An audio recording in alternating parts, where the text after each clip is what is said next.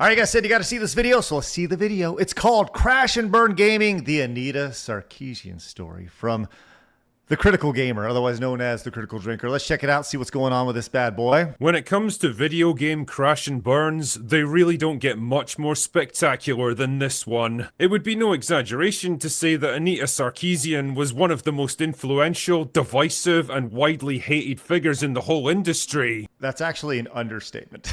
That may be an understatement. Yet somehow, some way, she still is finding ways to get jobs. Name that's practically become the Lord Voldemort of the gaming world now, instantly conjuring up memories of bitter online culture wars, horrifyingly unlikable girl bosses, DEI struggle sessions, corporate mandated activism, and of course, absolutely shameless online grifting. I'm sorry, just I couldn't help but notice, look at this lady clap. This lady right here, just the full oh my gosh, just watch it. Dated activism. Oh, the full, like, if you could clap with your whole body, that's what this lady's doing. My God. And of course, absolutely shameless online grifting. A woman who once spoke in front of the United Nations, who had major studios bending over backwards to accommodate her, the entire legacy media apparatus trying to prop her up, and a river of money all flowing her way. Everything about what just happened right there, the idea of her speaking in front of the UN,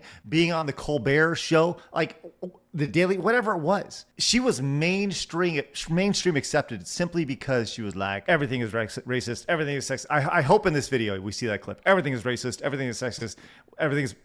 oh my gosh, this lady is insane. Listen, I did a previous reaction video talking about an Andy Pants Gaming video where he was talking about Jason Schreier and how everything got to this point. No. This is the starting point here. If there was a starting point and an ending point, this is the starting line. It's Anita Sarkeesian right here. It all kind of fell apart when everyone collectively realized she was completely full of knew practically nothing about the things she presumed to lecture industry pros and lifelong fans about, and her involvement in most major gaming projects. She's on ABC News! Nightline! Oh. Was a kind of reverse Midas touch, turning gold into shit and profit into massive losses. So join me, your humble critical gamer, as we explore the crash and burn of Anita Sarkeesian. Anita was born in Toronto, Canada in 1983, the daughter of Iraqi Armenians who moved to the country back in the 70s. After finishing high school, she moved to... What? That's a real picture. That's amazing. She was legitimately a theater kid. Like, crashed out theater kid. That's my first time seeing that, and that is absolutely amazing. California to study communications before moving on to York University, where she earned a master's degree in social and political thought in 2010. Get off screen! Already her preoccupation with gender and identity Take it off screen! politics was pretty obvious with her final thesis, I'll Make a Man Out of You, Strong Women in Science Fiction and Fantasy Television. Yeah, there it is. Yeah. While finishing up her degree, she launched the website Feminist Frequency, dedicated to analysing media from a feminist perspective, where she did groundbreaking work like applying the Bechdel test, a widely debunked tool whose own creator admitted that it was done purely for laughs, to the Best Picture nominees in 2012, and breaking down the gender stereotyping in Lego bricks. Okay, hold on. I need to back up really quick. How does she describe Feminist Frequency? Oh, I need to hear this one more time. While finishing up her degree, she launched the website Feminist Frequency, dedicated to analysing media from a feminist perspective, where analyzing media from a feminist perspective, not a female perspective, but a feminist perspective. Once again, we talk about this all the time. This idea, she got her mitts into the gaming industry. Those projects failed, but the ripple effects that have been just the tidal wave of chaos that she caused is still being felt today. I feel like coming out of COVID, everybody hired, right? We've talked about this before. Everyone hired all the people. It was bloated, but it was a result, especially during the SJW, Black Square, all that stuff time. A lot of activists got in, and a lot of those activists were influenced by this psycho right here. So her influence, do not understate it. It was massive. It's unbelievable. It's honestly unbelievable. People still think she has a point when it comes to these things. 12 and breaking down the gender stereotyping in Lego bricks. Yup, I'm being serious here. None of this made too much of an impact, but it did open up a new avenue for grifting. Sorry, media analysis. And that avenue was video games, a rapidly growing industry catering to a largely male audience and making absurd amounts of money in the process. And that clearly was something that needed correcting. In May 2012, Anita launched a Kickstarter campaign to fund a YouTube video series called Tropes versus Women in Video Games, where she would break down various harmful stereotypes and depictions of women in gaming and how they could be fixed. Over the course of this series, I will be offering critical analysis of many popular games and characters. But please keep in mind that it's both possible, and even necessary, to simultaneously enjoy a piece of media while also being critical of its more pernicious aspects. Just the sheer perniciousness, if I can use, just the, she speaks like a theater kid. Words that have 4 and 5 and 6 syllables just to say them, when she could just say something like, it's okay to like something while still being critical of things about it. Like, she could have just said that, but no, I need to throw out a 4, 5, 6 syllable word because, you know, theater. Like, do you need funding to create the kind of videos that most content creators can make themselves for nothing? Don't know. Just don't worry about where the money went. Either way, the campaign was a massive hit and ended up raising over $150,000, and Tropes vs. Women rolled ahead with its first episode, Damsels in Distress, that came out the following year. Yeah, it was mostly superficial, highly biased, and easily debunked analysis of cherry-picked examples stripped of context, usually from games that had been made decades earlier, and tossed together with the kind of word salad that could only come from a political science degree, but what the it was exactly what the legacy news media were desperate for, a chance to shame and browbeat an industry that had mostly gone unchallenged until now. The New York Times even called it essential viewing for anyone interested in video games. Of course the New York Times did that. Of course they did that. Of course you should be critical of Super Mario Brothers 2 from Japan. Of course you should be critical of Rygar from 1987. Of course you should be critical of, I don't know, an entire industry that is built around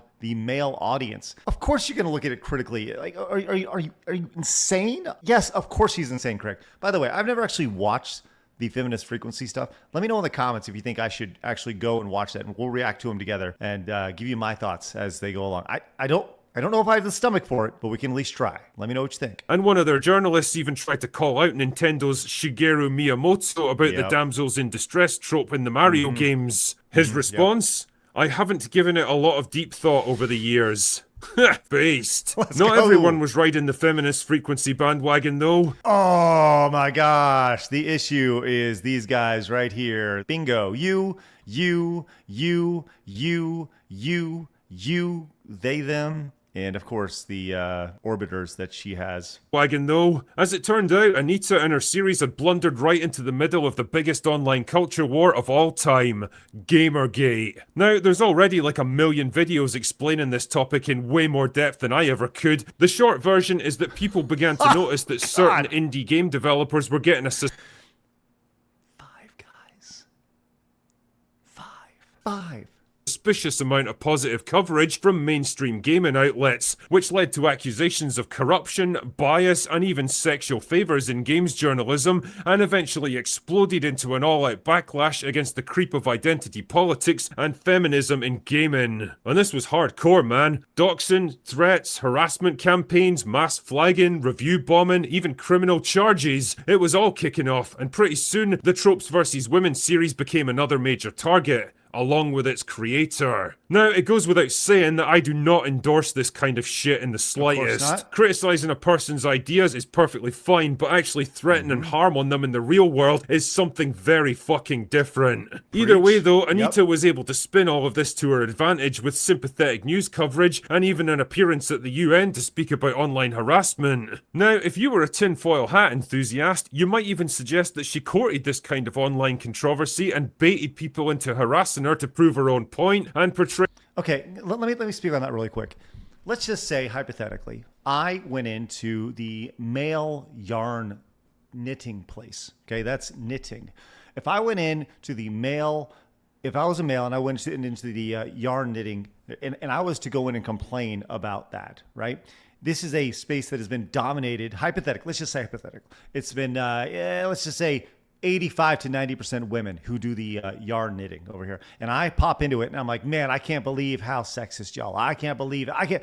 You would think that I would be going in almost like, I don't know, stirring things up just to stir things up, right? Just to make a few bucks. You would think that would be kind of the case. I wonder if there's a correlation between the two here. I don't know. Maybe that's a poor metaphor or something, but I just feel like maybe that there's something there. Portray herself as a brave victim standing up to the online mob so she can milk all that sweet sympathy and donation money. But you know, that's just crazy talk. Before you could say gassed up mid though, Anita and her Tropes series was the toast of the town in media circles, garnering millions of views, attending major speaking events, TED Talks, video game Found more guys who are the problem right here. All these guys right here. All these guys right here. She's not going to sleep with you, dog. She's not going to sleep with you. conferences, and basically anyone that would have her. Suddenly confronted by this tidal wave of media scrutiny and profit-threatening criticism, the gaming industry reacted exactly like you'd expect. They folded like a house of cards, and before you knew it, Anita was being touted. Hold on, what does this say? Thanks, guys, but I got this one. Thanks, bros, but I got it from here. Ugh, how pretentious. Hey, there's a multiple syllable word. Pretentious. That's still only 3 right there. Golly. As the new savior of gaming, the bringer of light and truth who was going to drag the industry away from sweaty teenage boys and horny middle-aged men and into a more enlightened era of diversity and inclusion. You sure about that? You sure about that? You sure about that? However, all was not well. The Tropes vs. Women series that had started with such fanfare in 2013 was rapidly losing momentum. Views dropped off sharply from 2015 onwards and never really recovered, and the pace of uploads slowed down drastically, with only 2 episodes getting released in 2017 before the whole thing ground to a halt. Wow, that was $150,000 well spent, wasn't it? Anita's claim of being a lifelong gamer took a bit of a hit when footage emerged of her running a workshop back in 2010, giving a very different story. It's a soundtrack of one song, except I'm doing video games. So it's not exactly a fandom. I'm not a fan of video games. I actually had to learn a lot about video games in the process of making this. What? Like, talk about literally caught in 480p. I mean, it's not 4K because it's not recording 4K, but you get what I'm saying, right? It's all right there. She had no idea what she was talking about, and she was just looking to pick a fight. Call it for what it is. Call her for what she is. She's over there just trying to bully her way in, and she did. She did all the way to ABC News, all the way to mainstream coverage. It's also exhausting. Are you serious? By the way, stick around because we're gonna see how she's doing today. I'm very curious to see how Feminist Frequency is doing right now. We're going to check her videos and her website after this video. Turns out that mainstream media support is a fickle mistress, and if you don't have an actual fan base there to lift you up, pretty soon you're going to disappear into obscurity. And well, that's exactly what happens. A VidCon panel that she hosted in 2017 turned into a complete disaster when almost nobody showed up except her own detractors, and she spent most of the event raging against them and dodging their questions. By 2019, I feel like it's important that I watch that entire thing if it's online somewhere. If it is, should I? desperate for money and relevance, she tried to publicly blackmail CD Projekt Red into a consultancy gig on their upcoming game Cyberpunk 2077, saying, "Hey CD Projekt Red, I'm always available for consulting because it sure sounds like you might need it before the whole of the internet drags you for what sounds like some potentially sexist representations, which we all know you've struggled with in the past." It's a bold strategy, Cotton. Let's see if it pays off for him. It was the social media equivalent of a protection racket. "Hey buddy, nice game you got there. Be a real shame if something was to happen to it, know what I mean?" Needless to say, it didn't work. CD Projekt Red and any other developers still interested in turning a profit avoided her like the plague, and by the early 2020s, the culture had shifted, Gamergate and most of its major players had faded from relevance, and Feminist Frequency was fading with it. See, it turns out that watching a bunch of bored, frumpy, middle-aged spinsters prattling on about media they barely understand wasn't a big hit with audiences. Views plummeted. I'm sorry. Is this a guy? This one in the middle? I'm asking because I legitimately don't know. big hit with audiences. Views plummeted, interest waned, and in 2023, Anita announced that she was shutting down Feminist Frequency for good. Oh, she's back, The though, I official know that. excuse was burnout and exhaustion. The real reason? Nobody was fucking watching it. So where exactly is she now? Well, in 2023, she made headlines when she celebrated her 40th birthday by holding a wedding ceremony where she married herself. Really? Can we just stop down for a second? And that is the result of being undesirable for 40 years in your life while still being so ego-driven and so egotistical. The only person that you feel is worthy of yourself is you. The only partner that could potentially bring light to your life is you. That's the problem. Yes, yes. Oh my god, that might be the saddest thing I have ever heard. Yep. Honestly, I can't think of a better metaphor for modern day feminism than a single, childless, middle-aged woman marrying herself. From a Needs cats. career standpoint, she still kind of exists as this shadowy figure on the fringes of the games industry, limping along with the occasional consulting gig on small-time indie projects, but her days as an industry-leading cultural icon are long gone. Looking back on it now, she was really just someone who happened to be in the right place at the right time, able to weaponize controversy and ride the cultural wave that came with it for a few years. A person with many supporters but few fans, who ultimately outlived her own relevance. That being said, the influence that she had on video games is arguably still being felt to this day. Very Like much it or so. not, Anita Sarkeesian made her mark on the games industry, and it was not a pretty one. That's all I've got for today. Go away now. All right, thank you, Drinker. Make sure you guys do what I do. Subscribe like that. Bingo bongo. Okay, lots to talk about here. He summed this up very, very well, and what a great guy Drinker is talking about this stuff, putting it so succinctly. But Feminist Frequency did come back. It did come back, and this is the website saying they're officially closed. You can see, actually, you can see at the top here, which is hidden by the graphic on the top here. There you go, right there. Officially closed after 15 years of operations, but they do have a YouTube channel, which is still updated. So 3 months ago, they had this uploaded with 1,500 views. This right here, 3 months ago, 530 views. These are Feminist Frequency radios here, episodes 46 minutes long that are not exactly hitting a huge audience over here. It's almost like it's never mattered at all. And that she only went in to kick the hornet's nest, which is exactly the whole idea of any sort of money that she generated was all built around just telling you what, like literally bullying people, just like she did with CD Projekt Red, bullying people. Hey, you better do this. Otherwise, I'm just letting you know, otherwise bad things could happen. What? I don't know. I'm just letting you know. Just saying. Look, do me a favor. I got another video here. It's about Jason Schreier. I did a reaction to it the other day. I'd love for you to check it out. Subscribe if you're new. Come join us Monday through Friday, 11 a.m. Central Time. And let me know what else you'd like to see me react to here on the channel. Appreciate you guys.